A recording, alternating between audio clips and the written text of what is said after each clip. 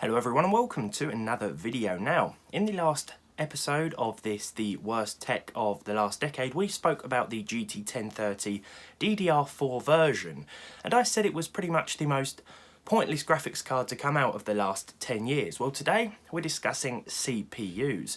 So what makes a bad CPU? Well, take for example the AMD FX series or the first generation APU Llano lineup. Some may consider those bad CPUs, but in my opinion they all served a purpose at their respective price point. They were cheap, especially the A4 3300 for example, and they allowed some of us to get into gaming on practically a next to nothing budget. I for one enjoyed the A4 3300 for a couple of years before I finally had enough money to upgrade.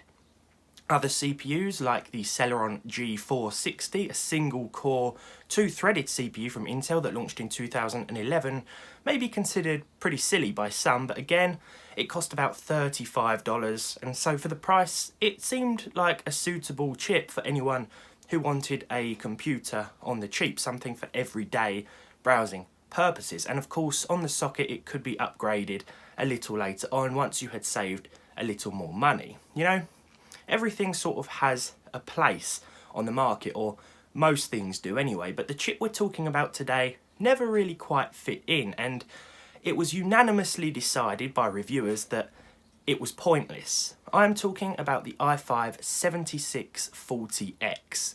Now this is a Kaby Lake X chip that launched in 2017, and for some reason, despite it being on paper an okay performer, it released on the X299 or socket LGA 2066 motherboards. Now to release an i5 on the X299 platform, bear in mind that these boards cost over £200 or dollars even today, was a very silly idea, especially when they couldn't even make use of all the features that the boards offered, to put it simply. If you purchased an i5-7640X, all you were getting really was an i5-7600K, which was, at the time, a pretty good chip. You were just having to pay more money for a motherboard that supported this Kaby Lake X chip, and it just seemed like a ridiculous idea. The chip supported dual channel memory, yet the X299 motherboards offered support for quad channel memory with better CPUs. This was an i5-7600K that had been slightly overclocked from the factory. It had a higher TDP, and Intel decided that you should purchase a $250 plus motherboard in order to use it. Why? Now, to some enthusiasts, or some people who just wanted an expensive toy to mess around with, maybe it was worth buying. I mean, I look at the price of these today and think, perhaps I'll get one to mess around with. You know, it only has 4 cores and 4 threads, but as a little toy, as something to play with in my spare time, it could be a little bit of fun. And then I look at the motherboard prices and see that they still cost at least £200 here in the UK. It just makes 0 sense.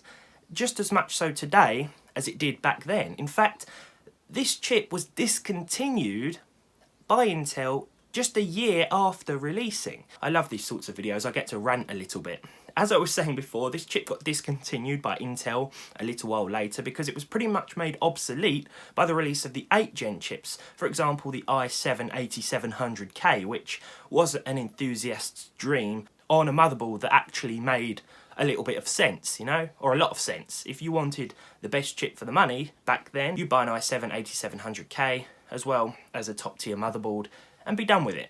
The i5-7640X sat at a weird place on the market. It wasn't bad, okay? I'm not saying it was a bad CPU. It was just absolutely pointless as far as I am concerned. And that fact could not remain more true to this day. You can still buy these chips and you can still buy these motherboards, but my advice would be don't, unless you want something to play around with in your spare time and something that you may want to overclock just out of curiosity. I wouldn't call the i5-7640X the worst chip of the last decade, but I'm pretty sure it's a strong contender for one of the most pointless. Of course, on the platform you also had the i7-7740X, for example, which was pretty much a repackaged 7700K, but even then, I don't think that was as pointless as the i5. You know, for a very small niche market, its strong single-core performance may have persuaded some to purchase it, though, again, the 7700K would have been an equally fantastic choice. And you can just go, once again, for a cheaper Z270 board and have a fantastic time in both CPU-intensive tasks and gaming. So I'm going to wrap it up. Thank you for watching this video. I would like to summarise that the i5-7640X is a strong contender for the most pointless CPU of the last decade. Let me know what you think in the comments below. Maybe you have one and I've upset you, in which case, I'm sorry.